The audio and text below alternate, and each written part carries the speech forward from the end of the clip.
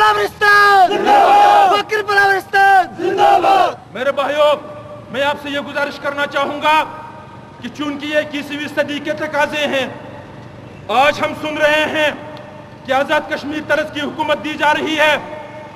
हम कहते हैं कि अगर किसी तरज की हुकूमत ही दी जाती है तो हम और पाकिस्तान यूरोपियन यूनियन के तरज पर क्यों नहीं रह सकते हैं। आज 21वीं सदी में ये तरज और वो तरज की कोई जरूरत नहीं है, एक ही तरज है। वो तरज ये है कि हमारे पास भी असेंबली हो, हमारे पास भी सदर हो, हमारे पास भी वजीर आजम हो, हमारी असेंबली किसी के साथ मिलने के लिए करारदाद पास करे, हमारा सदर पाकिस्तान के सदर के साथ बैठकर मुआहदा कर सके। उस तरफ से तो जरदारी साहब सदर है, उस तरफ से तो गिलानी साहब वजीर आजम है, उस तरफ से तो पाकिस्तान की सेनेट है, उस तरफ से तो पाकिस्तान की कौमी असेंबली है। हमारी तरफ से कौन है, हमारी तरफ से कौन दस्तखत करेगा, हमारी तरफ से कौन करारदाद पेश करेगा। दुनिया के अंदर कोई निकाह ऐसी नहीं होती जिसमें दुल्हा के पास वकील भी हो, गवाह भी हो, और दुल्हन के पास न गवाह हो न वकील हो। ये एजाब कबूल का मसला है, टैक्सेस का मसला है। और हम कहते हैं कि इस इलाके के अंदर भी एक आइन हो, उस आइन के तहत आजाद अदलिया हो, उस आइन के तहत मुंतखब हुकूमत हो, उस आइन के तहत लोगों की अपनी मुंतखब की हुई असेंबली हो।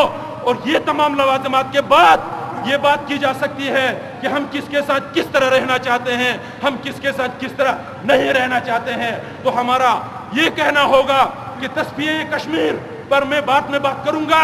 तस्फीए कश्मीर आज तक जो बातें चली आ रही है, हम कहते हैं कि तस्फीए कश्मीर इस इलाके को यूरोपियन यूनियन की तरफ पर हमारे साथ 21वीं सदी का नया इमरानी मुआहदा करे। वो 28 अप्रैल 1949 वाला सरदार इब्राहिम और सरदार अब्बास के साथ तुमने जो किया था, चौधरी अब्बास के साथ, वो मुआहदा हमें कबूल नहीं है। हम न इब्राहिम को जानते न अब्बास को जानते। गिलगित का कौन है जो सरदार इब्राहिम और चौधरी गुलाम अब्बास को जानता हो। और उन लोगों ने 28 अप्रैल 1949 में पाकिस्तान के हवाले किया है गिलगित बल्तिस्तान को। और हमारे आम लोग ये कहते हैं कि हमारे सदर ने इल्हा किया है, हमारे बुजुर्गों ने इल्हा किया है, हमारे जंग आज़ादी के hero colonel Hasan, captain Babar ने इल्हा किया है। ऐसी कोई चीज किसी भी हवाले से न यूनाइटेड नेशन के अंदर न बायलैटरल कहीं पर मौजूद नहीं है। ये इलाका अब तक पाकिस्तान और हिंदुस्तान के दरमियान तनाज़े कश्मीर के साथ मुतनाज़ा है। अब मैं इस बात पर आना चाहूंगा कि तनाज़े कश्मीर एक अहम इशू है इस दुनिया के अंदर, इसको रिजॉल्व होना है।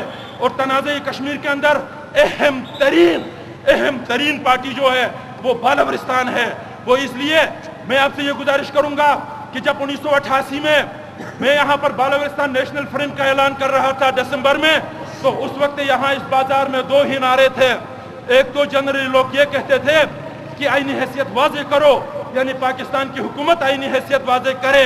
हम कहते हैं कि आईनी हैसियत पाकिस्तान की हुकूमत तो वाज़े नहीं कर सकती है, पाकिस्तान की हुकूमत अपनी हैसियत यहाँ वाज़े करे कि वो किस आइन के तहत यहाँ हुकूमत कर रहा है। मैंने उस वक्त इन हालात को पेश नजर रखते हुए दो ही नारे थे, सोबा बनाओ और कश्मीर में मिलाओ।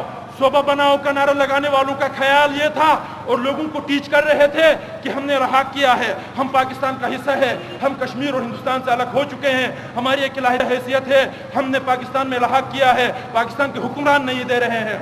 और कश्मीर में मिलाने वाले ये कहते थे कि ये अब तक कश्मीर का एक हिस्सा है जिससे कश्मीर से अलग नहीं किया जा सकता, उसमें मिला दे। तो उस वक्त भी हमने यही कहा कि हमने कश्मीर से आज़ादी ली है, हमने हिंदुस्तान से आज़ादी ली है, हमने पाकिस्तान से लहक नहीं किया है।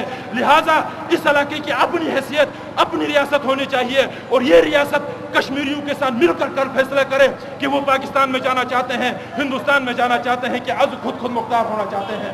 इसी बुनियाद पर हमने BNF का बुनियाद रखा था। तो मेरे भाइयों, मैं ये गुजारिश कर रहा था, जब डोगरा महाराज यहाँ से मार भगाया गया तो उस वक्त हिंदुस्तान की हुकूमत कश्मीर के बारे में यूनाइटेड नेशन के अंदर गया, वहाँ की हुकूमत, और उसने कहा कि पाकिस्तान के अग्रेशन से कुछ इलाके उनके कब्जे में गए हैं, जिसमें गिलगित बाल्टिस्तान, मुजफ्फराबाद और मीरपुर के इलाके शामिल है। तो पाकिस्तान की हुकूमत को समन किया गया, सरकार पाकिस्तान में यूनाइटेड नेशन में गया और ये मुआहदा तय हुआ कि अमन रियासत के 3 हिस्से हो चुके हैं, हिंदुस्तान के और शुमाली इलाके गिलगित और बल्तिस्तान के इलाके जो स्केटेड है, जो अलग है, इन तीनों को till the decision on Kashmir self rule दिया जाए, हक हुक्मरानी दिया जाए और फिर यूनाइटेड नेशन के अंडर में इन इलाकों में रायशुमारी कराई जाएगी। क्या है ये लोग पाकिस्तान में मिलना चाहते हैं या हिंदुस्तान में मिलना चाहते हैं।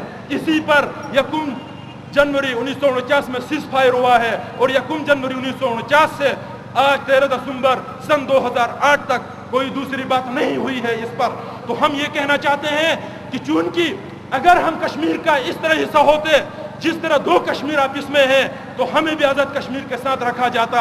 हमारी अलहदा हैसियत कल भी थी, हमारी हैसियत आज भी है और हमारी हैसियत कल भी रहेगी। इसलिए इस इलाके को उस रूप में अलग रखा गया था। लेकिन किसी का ये कहना कि हम इलाहा कर चुके हैं लिहाजा इस पर दोबारा बात नहीं हो सकती। इलाहा करने के बाद कंट्रोल लाइन नाम कभी नहीं होता। जब कंट्रोल लाइन है तो उसका मतलब ये है कि हिंदुस्तान की तरफ हमारे इलाके फंसे हुए हैं।